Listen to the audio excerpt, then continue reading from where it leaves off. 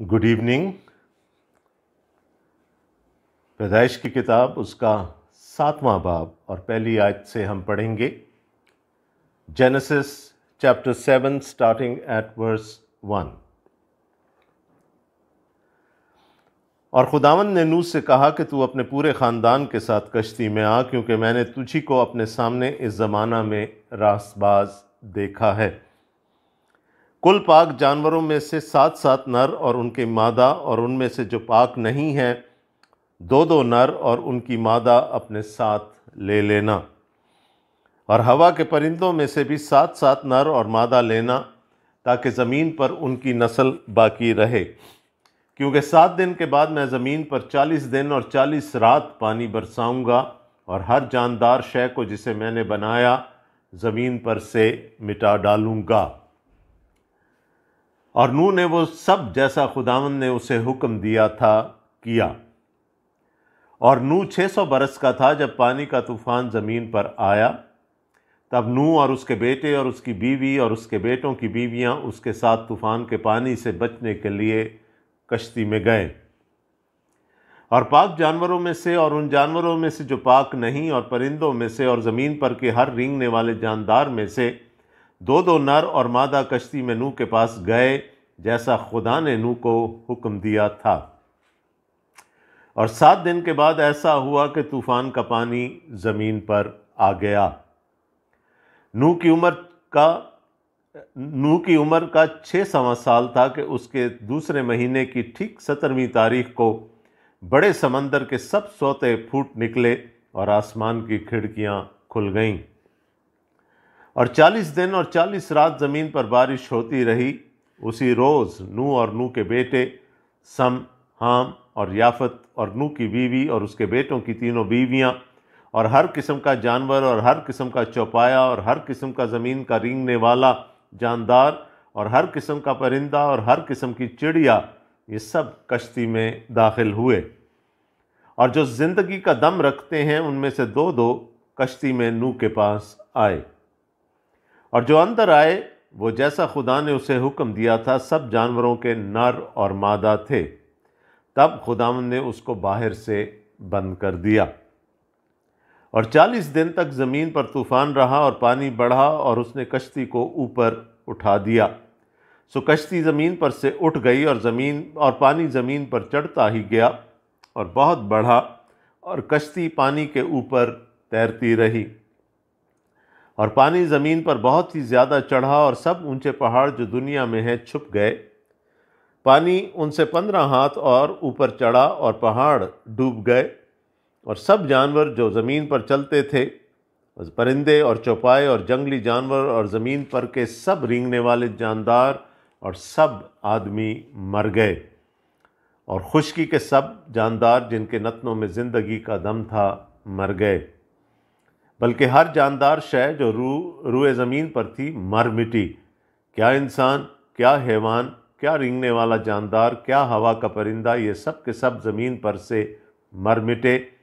फ़कत एक नूह बाकी बचा, या वो जो उसके साथ कश्ती में थे। और पानी ज़मीन पर 150 दिन तक चढ़ता रहा। ये खुदावंद का कलाम है। इसका पढ़ा और सुना जाना हम सब के लिए बाइस बरकत हो। आमीन। आखिर वो दिन आ गया।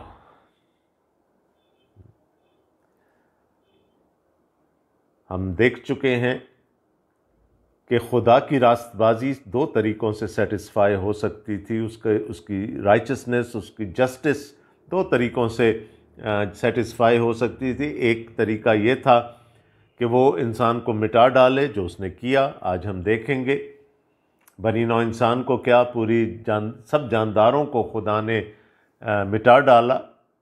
लेकिन फिर जिन पर उसका फजल था, खीन जो हमने लफ्ज़ पढ़ा था, जिन पर उसका फजल था उसने उनको बचा लिया। ये वो दूसरा तरीका है जिससे कि खुदावंद का जस्टिस, उसका अदल सेटिस्फाई हो सकता था। तो मैंने कहा वो दिन आ गया, the day came when the flood started. इससे पहले बुजुर्ग नूह कश्ती बनाते रहे, बहुत अरसे तक वो कश्ती बनती रही, और जैसा खुदा ने हुक्म दिया था वैसे ही वो कश्ती बनाई गई। ताबेदारी है नूह की ज़िंदगी में। अब कहानी आगे बढ़ती है और फिर मैं कहूँगा, this is the book of foundations, this is the book of origins. We are going to look for certain principles here, the principles which are then followed through the length and breadth of the scriptures. आज हम फिर एक दफ़ा जब ये इस कहानी पर गौर कर रहे होंगे तो हम अपने लिए असूल मुतय्यन करेंगे, क्योंकि ये शुरुआत की किताब है, ये इब्तिदा की किताब है, और यहीं पर खुदा के बारे में और उसकी प्रेफरेंसेस के बारे में बहुत सारे असूल हमें नज़र आते हैं, जो कि फिर पूरी बाइबल में भी हमें उसी तरह से नज़र आते चले जाते हैं। तो आइए पढ़ें पहली आयत से, द फर्स्ट वर्स। और खुदावंद ने नूह से कहा कि तू अपने पूरे ख़ानदान के साथ कश्ती में आ, क्योंकि मैंने तुझी को अपने सामने इस ज़माना में रास्तबाज देखा है। इस पर भी हम बहस कर चुके हैं। अच्छा, फिर एक और बात यहाँ पर आएगी बहुत इंटरेस्टिंग। नूह रास्तबाज है, ये बात उसकी बीवी के लिए या उसकी बेटों के लिए या उसकी बहुओं के लिए नहीं की गई। नूह के लिए कहा गया कि वो रास्तबाज था, और खुदा ने कहा कि मैंने तुझे अपने सामने इस ज़माने में रास्तबाज देखा। He was unique among his generation, और ये हम पहले देख चुके हैं। लेकिन उसकी रास्तबाजी वो रास्तबाजी नहीं थी जिस तरह रास्तबाजी को मैं और आप समझते हैं। ये वो रास्तबाजी थी जो इंसान को ये बावर कराती है कि वो अपने आप से कुछ नहीं है, वो अपने आप में कुछ नहीं है, वो अपने आप से कुछ नहीं कर सकता। उसको खुदा के फजल पर भरोसा करना है अगर वो बचना चाहता है। और यही थीम पूरी बाइबल में हमें नज़र आएगी, और फिर ये बिल्कुल लाइमलाइट में आ जाएगी जब हम नए अहदनामा में जाएंगे। तो वो रास्तबाज था, बल्कि वो खुदा की तरफ से रास्तबाज ठहराया गया था। खुदा का फजल उस पर था, वो खुदा की नज़र में मकबूल था। खुदा का फजल उस पर था, और उस फजल ने उसको रास्तबाज ठहराया था। बाइबल का कॉन्सेप्ट ये यकीनन नहीं है कि हम रास्तबाज ठहरने से या रास्तबाज हो जाने से खुदा के फजल के मुस्तहिक हो जाते हैं। ऐसा बिल्कुल नहीं है, ऐसा दूसरे मज़ाहिब सोचते हैं। मसीहत या जो बिब्लिकल रिलीजन है उसमें ऐसा बिल्कुल नहीं है। पहले फजल है खुदा का, और फिर हमारी रास्तबाजी है। और रास्तबाज कौन ठहरता है? जो ये समझ लेता है कि मैं अपनी ज़ात में कुछ नहीं हूँ, जिसको अपनी डिप्रेविटी का, जिसको अपनी कमाईगी का एहसास हो जाता है। तो खुदा ने, अब वो वक्त आ गया कि खुदा इस ज़मीन पर तूफ़ान भेजे। उसने डिसाइड कर लिया था कि अब इंसान की बदी इस कदर बढ़ चुकी है कि अब मैं सबको तबाह कर डालूँगा। तो खुदा ने नूह को अब हुक्म दिया, कश्ती बन चुकी है according to the specifications given by God himself. और याद है अटोनमेंट के बारे में हमने पढ़ा था, कफारे के बारे में, उसको राल लगाना, बाहर और अंदर से राल लगाना, make it water proof, cover it up. और मैंने कहा था कवरिंग के लिए जो लफ्ज़ है किफ़र, वो वही है जो कफारे के लिए इस्तेमाल होता है। और फिर हुक्म दिया, कुल पाक जानवरों में से 7 नर और उनकी मादा, और उनमें से जो पाक नहीं है 2 नर और उनकी मादा अपने साथ ले लेना। Look at the provision of God. अच्छा, अब हमें नहीं पता कि उस ज़माने में क्या था, कैसे लोगों को पता था कि कुछ जानवर पाक हैं, कुछ जानवर पाक नहीं हैं, क्योंकि इसके बारे में हम नहीं जानते। ये बहुत बाद में जब बनी इसराइल को खुदा ने अपनी शरीयत दी तो वहाँ पर पाक और नापाक का तस्वर क्लियरली हमारे सामने आया। बट यहाँ से ये लगता है कि किसी प्रिमिटिव फॉर्म में वो यहाँ पर भी मौजूद है। खुदा जानवरों में तफरीक कर चुका है। याद है ना, मैंने कहा था the God of Bible is a God of distinctions. He makes distinctions among good and bad, among clean and the unclean. तो वो तफरीक का खुदा है, वो फ़र्क करता है चीज़ों में। और यहाँ पर हुक्म क्या दिया गया कि जो पाक जानवर हैं, और मैं यहाँ पर पाक उन जानवरों को लूँगा जिनको खुदा के हजूर कुर्बान किया जा सकता। जो लफ्ज़ है इब्रानी का बहीमा, उसका मतलब है डोमेस्टिकेटेड एनिमल्स, यानी वो जो कि इंसान की कुर्बत से डरते नहीं, या जिनसे इंसान को किसी किस्म का खौफ करने की ज़रूरत नहीं होती। लेकिन मेरा मानना है कि ये वो जानवर हैं जिनके बारे में कहा जा रहा है जो कि खुदा के हजूर कुर्बान किए जा सकते थे। तो क्या कहा उनके लिए, हुक्म क्या है? 7 नर और 7 मादा। और बड़ी इंटरेस्टिंग बात है कि इब्रानी का जो लफ्ज़ है वो वही है जो मियाँ और बीवी के लिए इस्तेमाल होता है। यहाँ जानवरों के लिए वो लफ्ज़ इस्तेमाल हुआ, यानी 7 नर जानवर, शौहर जानवर, और 7 बीवियाँ जानवर। और शायद खुदा इसकी तरफ इशारा कर रहा था जो उसने असूल ठहराया था बाग़ अदन में, 1 मैन 1 वुमन वाला। और यहाँ क्या हुआ था, छठे बाब की शुरू में क्या हुआ था, वो असूल तोड़ दिया गया। जो साहिब इख्तियार थे उन्होंने अपने लिए एक से ज़्यादा औरतों को ले लिया, और खुदा को ये पसंद नहीं आया। तो खुदा यहाँ पर रीइटरेट कर रहा है कि जोड़े इसी तरह से कहलाते हैं। अब क्यों दूसरे जानवर जो पाक नहीं हैं, जो कुर्बान नहीं किए जा सकते, उनके लिए क्यों 2-2? बाकियों के लिए क्यों 7 जो पाक हैं? खुदा की परवरदिगारी छलक रही है ना। नूह के तो शायद गुमान में भी नहीं होगा कि जब कश्ती ज़मीन पर आकर रुक जाएगी तो वो कुर्बानियाँ चढ़ाएगा खुदा के हजूर। तो कुर्बानी कौन से जानवर की चढ़ाई जानी है? उन पाक जानवरों में से ही जानवर कुर्बान किए जाएंगे। So look at the beauty of our Lord, look at the provision of our Lord. जो बात शायद नूह के वहमो गुमान में भी नहीं होगी, खुदा ने उसको पहले से प्रीएम्प्ट कर दिया कि उसको बाद में किसी किस्म की प्रॉब्लम ना हो। अब क्यों कहा गया नर और मादा, या क्यों कहा गया शौहर और बीवी? इसलिए कि those animals that could mate with each other और अपनी नस्ल को आगे बढ़ा सकते थे, क्योंकि बाकी सब उन जैसे जानवर तबाह होने वाले थे, और यही जानवर जो उस कश्ती में आने वाले थे, इन्हीं के वसीले से आगे उनकी नस्ल चलनी थी। देखें, एक तरफ तो खुदा ये कह सकता था ना, कहर में आकर, गुस्से में, रौत में आकर ये कह सकता था ख़त्म, सब तबाह, नूह भी नहीं बचेगा, कोई जानवर नहीं बचेगा, कोई जानदार नहीं बचेगा।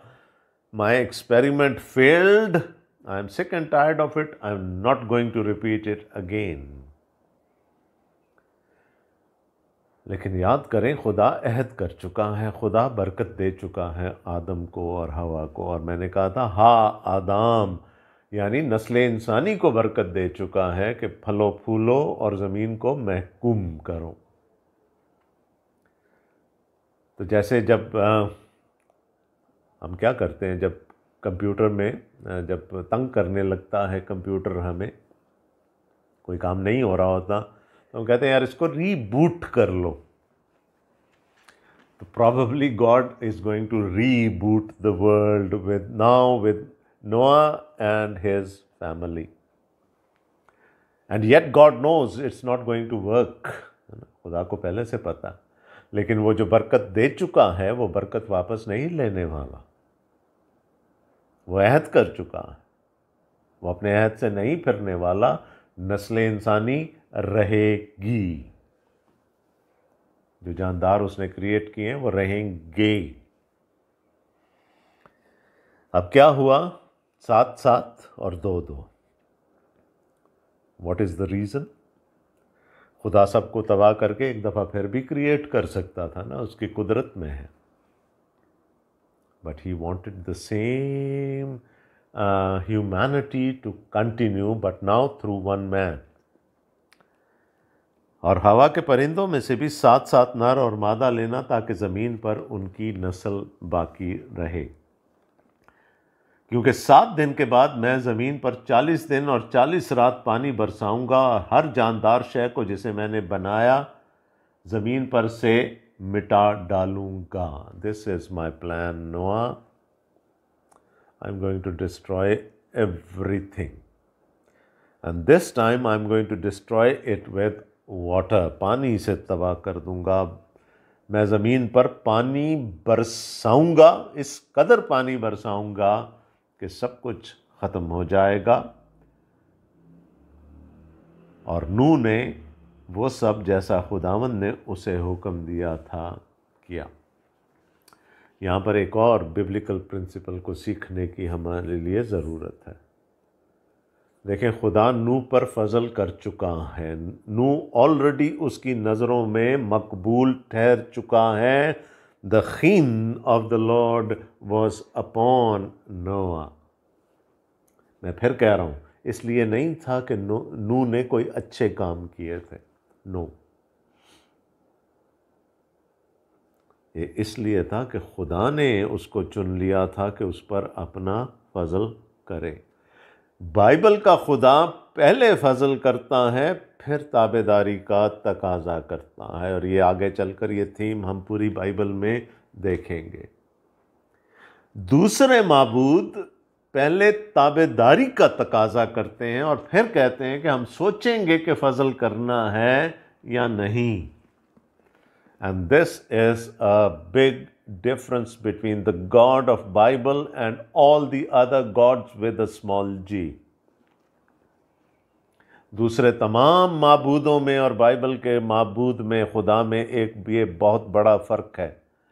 बाइबल का खुदा हमेशा पहले फजल करता है, फिर फरमाबरदारी का तकाजा करता है। और जब हम गुनहगार ही थे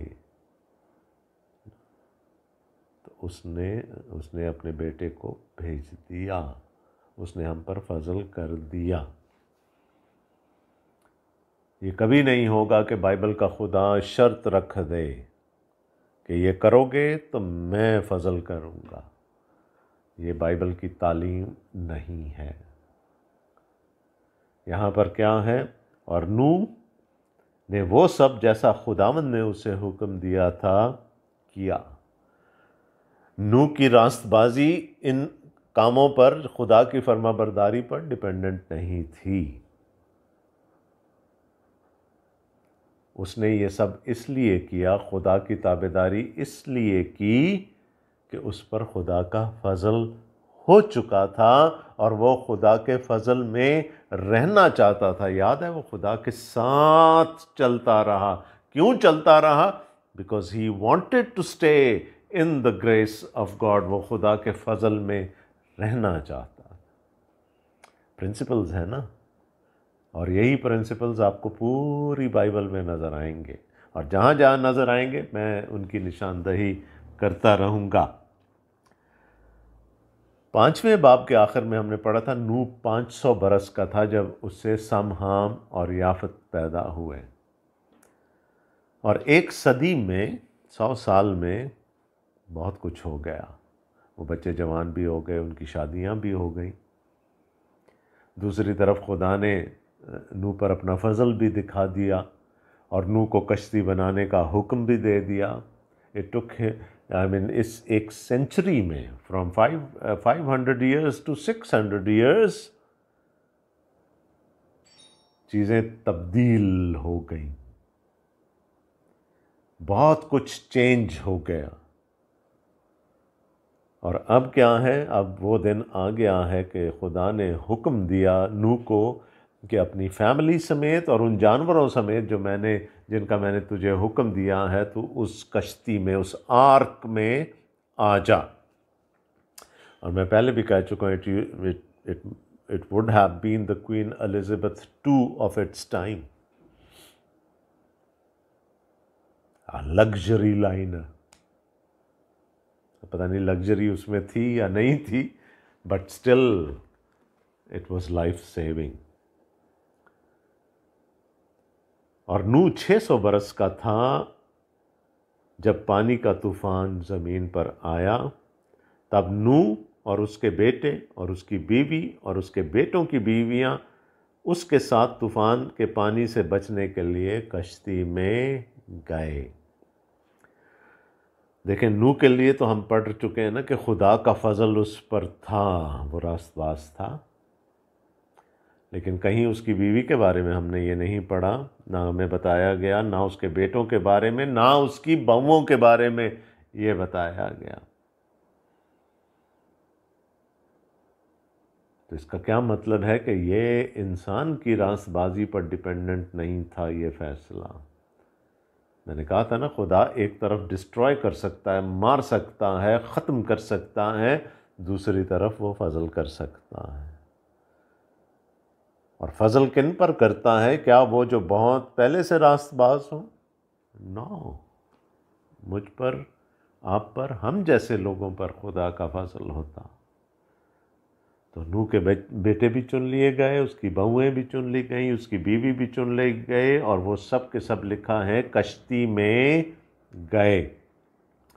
और पाक जानवरों में से और उन जानवरों में से जो पाक नहीं, और परिंदों में से और ज़मीन पर के हर रेंगने वाले जानदार में से 2-2 नर और मादा कश्ती में नूह के पास गए, जैसा खुदा ने नूह को हुक्म दिया था। और 7 दिन के बाद ऐसा हुआ कि तूफान का पानी ज़मीन पर आ गया।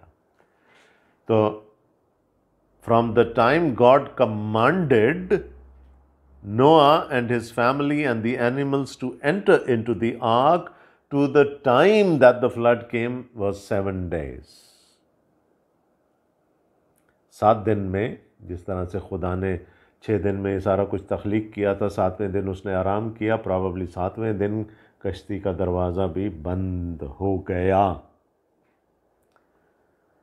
और पानी का तूफान, ऐसा हुआ कि तूफान का पानी ज़मीन पर आ गया। The flood hit. हम 21वीं सदी में रहते हैं, जब पानी बिफरता है। हमने वीडियो फुटेज देखी होगी यकीनन कि जब सुनामी कहीं हिट करता है, then it is utter devastation. और सुनामी एक रुख से आता हुआ पानी है। लेकिन यहाँ क्या है, अभी हम देखेंगे कि कहाँ कहाँ से पानी आ रहा।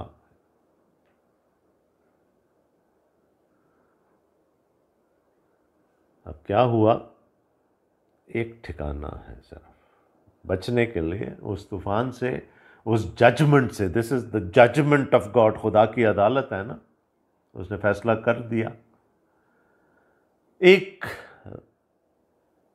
सिंगल मेथड है ना, एक तरीका खुदा ने बता दिया, एक जगह खुदा ने मुकर्रर कर दी उस जजमेंट से, उस अदालत से बचने के लिए, और वो थी वो कश्ती, वो आर्क। क्या पता लग रहा है यहां पर? क्या असूल है? There are no two ways to save ourselves. एक ही तरीका है, और वो तरीका कौन सा है? जो खुदा का प्रिस्क्राइब्ड तरीका है। This is again a theme जो हम पूरी बाइबल में देखेंगे। आज प्लूरलिज्म बहुत, जी हम कहते हैं इंटरफेथ हारमनी, हमने दूसरे मज़ाहिब के साथ बड़े अच्छी तरह से निभा करना है, उनके साथ अच्छे तरीके से चलना है और इंटरफेथ हार्मनी होती है। मैं इंटरफेथ हार्मनी के बिल्कुल ख़िलाफ़ नहीं हूँ, होनी चाहिए, लेकिन अगर इंटरफेथ हार्मनी प्लूरलिज़म की बुनियाद पर है तो मैं फिर उसका बदतरीन मुखालिफ हूँ। प्लूरलिज़म क्या है कि बचने के, नजात के, हर मज़हब जो है, हर तरीका जो है वो हमें खुदा तक पहुंचाता है। The every way that we leads to God, हम किसी भी रास्ते पर चल रहे हों, अल्टीमेटली मंजिल खुदा है। हम मुख्तलिफ रास्तों से चलकर नजात पा सकते हैं। ये बाइबल की तालीम नहीं है। खुदा ने नूह को ये नहीं कहा था कि 6 कश्तियां बना लेना।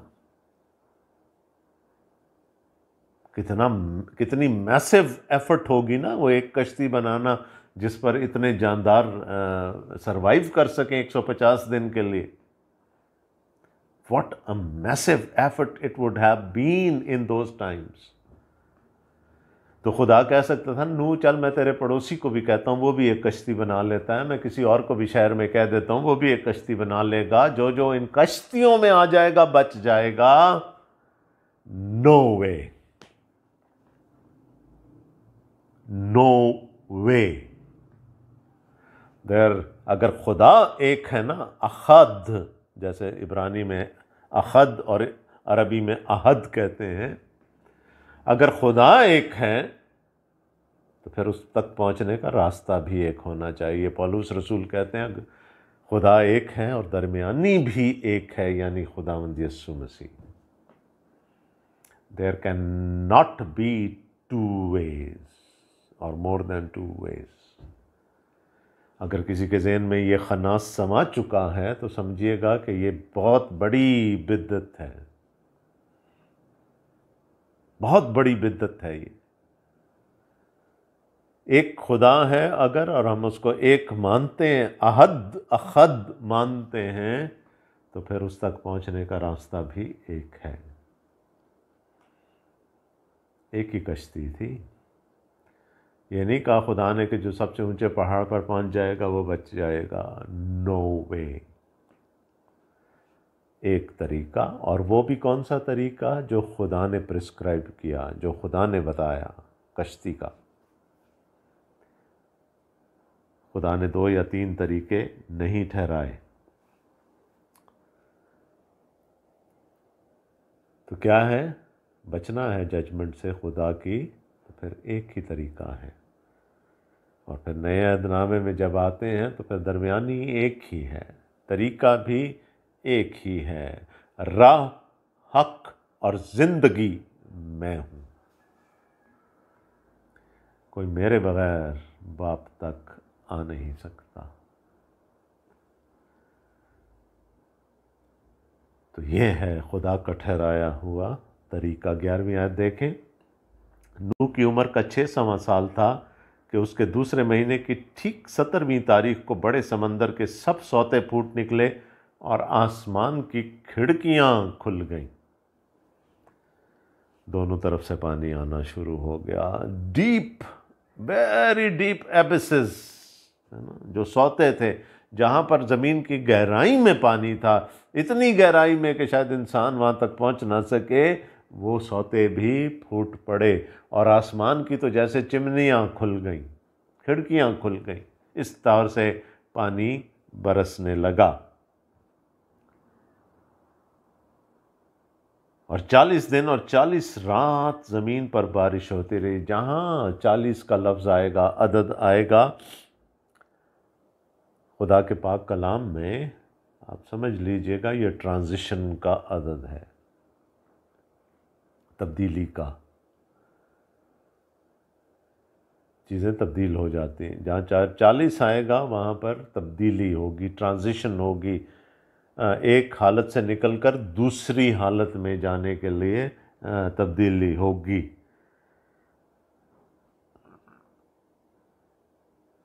चालीस साल लगे थे ना बनी इसराइल को दश्तनवर्दी कर। खैर वो उसके रीजंस कुछ और थे, but it took them 40 years in the wilderness. और तब जाकर वो एक गुलाम कौम से एक आज़ाद कौम बने, खुदा की चुनी हुई कौम। ट्रांजिशन है 40 में।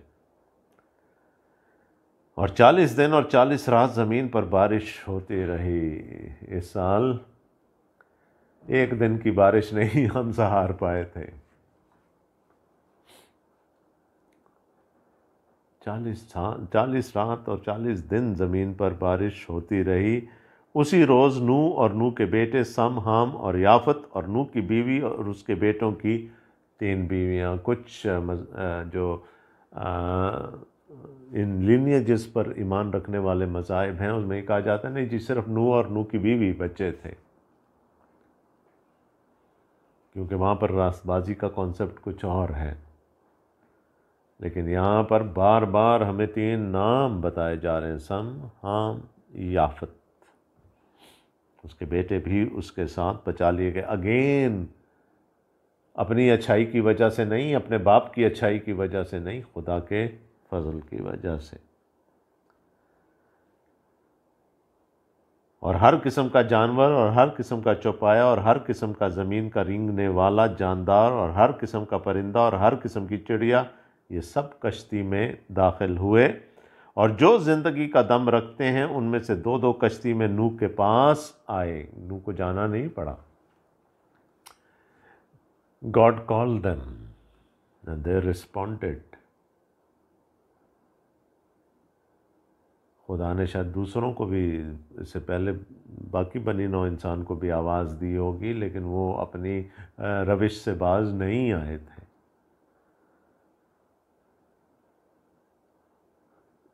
इवन द एनिमल्स रिस्पॉन्डेड, गए, लिखा है नूह के पास गए। नूह को उनको पकड़कर हाँक कर लाना नहीं पड़ा।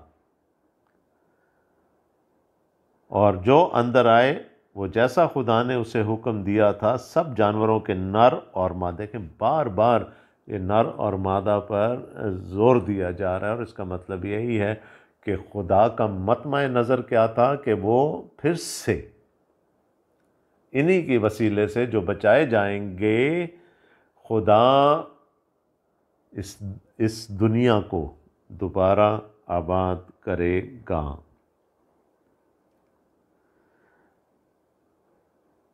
तब खुदावंद ने उसको बाहर से बंद कर दिया।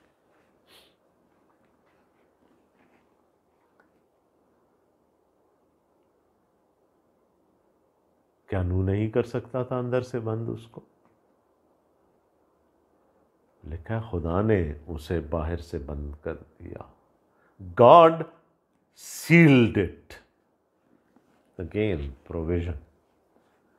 शायद अगर नूह बंद करता ना दरवाज़ा अंदर से, तो जो इन लोगों को अब ये एहसास हो चला था कि कुछ गलत होने वाला है, हमें पनाह की ज़रूरत है, शायद वो आकर कश्ती का दरवाज़ा तोड़ देते और सब गर्क हो जाता।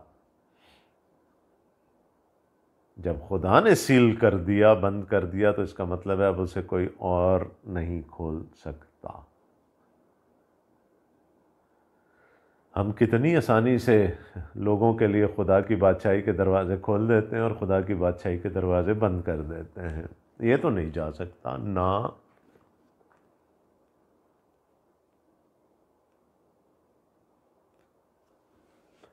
और खुदावंद यीशु मसीह ने इन्हीं बातों को, यहूदियों की इन्हीं बातों को चैलेंज किया था ना कि तुम कौन होते हो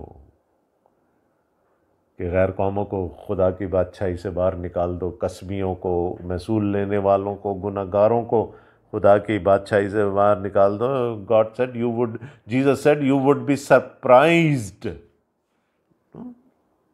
यू विल बी शॉक्ड कि कसबियाँ और महसूल लेने वाले तुमसे पहले खुदा की बादशाही में जा रहे होंगे, बिकॉज इट्स गॉड्स प्रेरोगेटिव कि किसने उसकी बादशाही में आना है, किसने उसकी बादशाही में नहीं आना। Who will be judged and who will be saved. खुदा ने बाहर से सील कर दिया। अब ना नूह या कोई और जो उस कश्ती के अंदर है बाहर आ सकता है, और ना बाहर से अब कोई अंदर जा सकता है। एक टाइम लिमिट है। खुदा का सब्र बहुत बड़ा है, but then there is a time limit. हमेशा के लिए नहीं है। एक टाइम आता है कि खुदा कहता है बस अब नहीं, और जब वो फैसला हो जाए फिर उसके बाद चेंज नहीं हो सकता। वो लाजर जो मर गया, वो जो अमीर आदमी था वो मर गया। लाजर तो बाप अब्राहम की गोद में चला गया ना। वो जो मर गया, काश मैं उधर जा सकूं, अब मुमकिन नहीं है। It's not possible now. You have to settle the account while there is opportunity.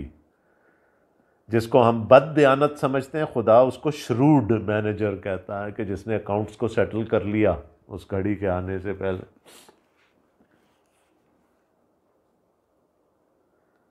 So there is a limit. उसके बाद खुदा सील कर देता है, और खुदा के बंद किए हुए को कोई नहीं खोल सकता, और ना खुदा के खोले हुए को कोई बंद कर सकता। जब वो घड़ी आई तो लिखा है खुदा ने बाहर से दरवाज़ा सील कर दिया, बंद कर दिया। अब जो बाहर खड़े हैं वो लाख कोशिश कर लें, वो दरवाज़ा अब नहीं खुल सकता। और 40 दिन तक ज़मीन पर तूफ़ान रहा और पानी बढ़ता, और उसने कश्ती को ऊपर उठा दिया, सो कश्ती ज़मीन पर से उठ गई। ये तूफ़ान है। आप खुद सोचें, water is gushing from the bottom and water is pouring from above. मैंने कहा था ना, एक सुनामी आता है तो हम उसको नहीं सहार सकते। तूफ़ान है।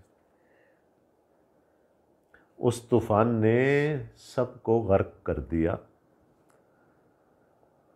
लेकिन उसी तूफान में एक कश्ती सलामत रही। कुछ लोग बच गए। कितने बचे? नए ऐदनामा में हम जाकर पढ़ते हैं 8, है ना। तो यहाँ पतरस भी बताते हैं, यहाँ पर भी हम अगर काउंट करेंगे तो 8 इंसान हैं, बाकी जानदार हैं। एक और रसूल जो अब हमें पूरी बाइबल में नज़र आएगा, खुदा सबको नहीं बचाएगा। God will only save a faithful remnant. वो जो बनी इसराइल के ज़हन में ये बात समा गई थी ना कि हम तो खुदा के चुने हुए लोग हैं, हम तो बच जाएंगे। खुदा ने कहा नहीं, तुम सब नहीं। I will only save a remnant out of you. एक बकिया मैं अपने लिए बचा लूँगा। तो ये भी खुदा का फैसला है, और ये खुदा का तरीक़ाकार है जो हमें पूरी बाइबल में नज़र आएगा। बुनियाद इधर डल गई पैदाइश के 7वें बाब में, गॉड सेव्स अ रेमनेंट। वो सबको नहीं बचाएगा। क्यों? Can we challenge him? No, we can't. ये उसका फैसला। वो सबको नहीं बचाएगा। उसने 8 इंसानों को बचा लिया। अब अच्छा देखें, इतना सीवियर फ्लड है। क्या नूह की कारीगरी इतनी अच्छी थी, उसकी कश्ती इतनी उसने मजबूत बनाई थी कि वो फ्लड प्रूफ थी?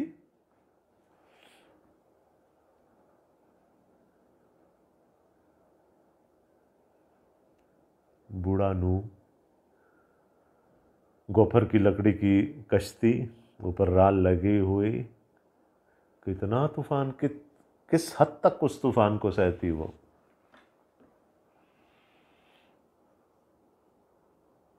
तो फिर किसने बचाया उस कश्ती को उस सारे फ्लड में? Again it boils down to the grace of God. इतने तूफान में तो बड़े से बड़ा आज का मॉडर्न जहाज डूब जाएगा, तबाह हो जाएगा। इट विल बी wrecked, है ना, पहाड़ों से बचेगा, कहीं इधर जाएगा, कहीं उधर तपेड़े खाएगा। लेकिन ये एक इंसान के हाथ की बनाई हुई कश्ती सरवाइव कर गई, not because of the handiwork of Noah, it was because of the grace of God. फजल का बाब है, फजल ही फजल नजर आ रहा है।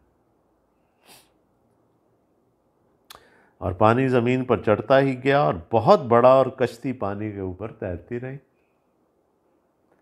जिस तूफान ने सारी दुनिया को ख़त्म कर दिया, वो एक कश्ती को बचा गया, उसके ऊपर तैरती रही कश्ती। और पानी ज़मीन पर बहुत ही ज़्यादा चढ़ा और सब ऊंचे पहाड़ जो दुनिया में हैं छुप गए।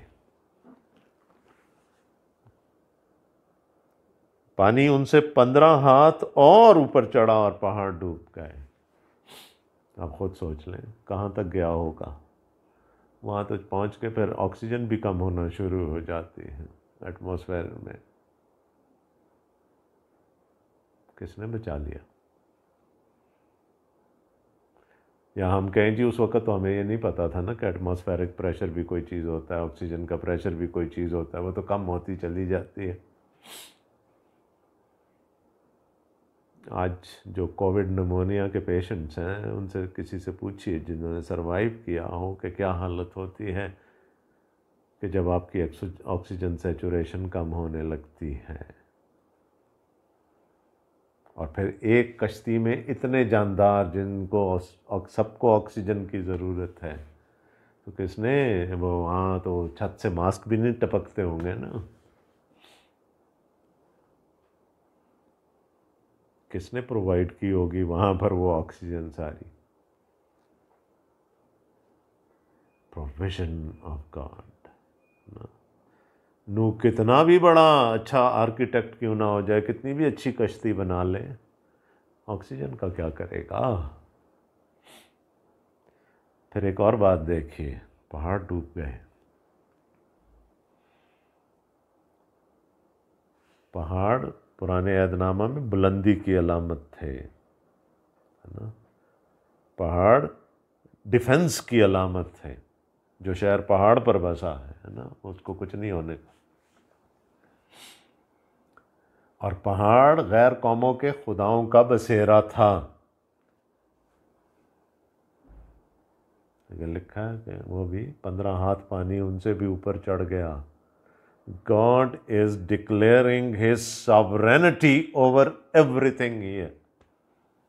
चाहे वो दूसरे माबूद हों, चाहे इंसान की अक्ल हो, चाहे कुछ भी हो, सब पर हावी है खुदा की सॉवरेनिटी, उसका मुक्तदर आला होना, उसकी हाकमियत। पहाड़ तक डूब गए और सब जानवर जो ज़मीन पर चलते थे, और परिंदे और चौपाए और जंगली जानवर, ज़मीन पर के सब रेंगने वाले जानदार, और सब आदमी मर गए। Judgement, God's judgement is death. There can never be two ways about it. जहाँ खुदा की जजमेंट है, खुदा की अदालत होगी, वहाँ पर मौत है। गुनाह और मौत का चोली दामन का आपस में साथ है। और खुशकी के सब जानदार जिनके नतनों में ज़िंदगी का दम था मर गए, बल्कि हर जानदार शय जो रूए ज़मीन पर थी मर मिटी। क्या इंसान, क्या हैवान, क्या रेंगने वाला जानदार, क्या हवा का परिंदा, ये सब के जब ज़मीन पर से मर मिटे। यानी इतना एम्फसिस अब मौत पर है। फ़कत एक नू बाकी बचा, या वो जो उसके साथ मैंने कहा रेमनेंट, बकिया। खुदा का प्लान था कि अब वो रीबूट कर रहा है इस कायनात को, इस ज़मीन को, थ्रू नोआ। लेकिन ये ना सोचिएगा कि खुदा को पता नहीं था कि चल कर क्या होने वाला है। God knew it. और पानी ज़मीन पर 150 दिन तक चढ़ता रहा। तो वो जिन्होंने रिडिक्यूल किया होगा, जिन्होंने ठट्ठा किया होगा, जिन्होंने मजाक उड़ाया होगा नूह का, अब कहाँ है? प्रोबेबली वो तो पानी में गल सड़ चुके होंगे जब तक कश्ती ज़मीन पर लगेगी।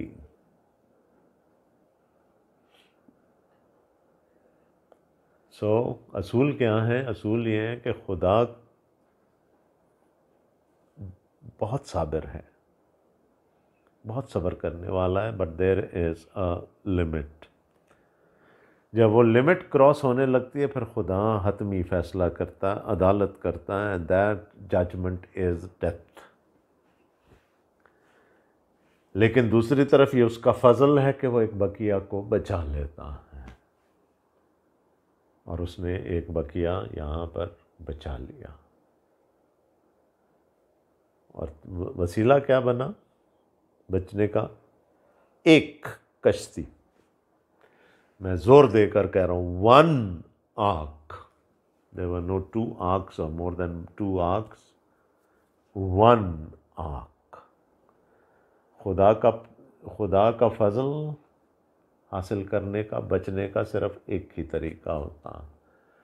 एक लफ्ज़ हम बड़े कॉमनली यूज़ करते हैं अपनी दुआओं में भी और अपने गीतों में भी, यहोवा यरी, खुदा मुहैया करता। लेकिन ज़रा उसके मानी चेक कीजिएगा,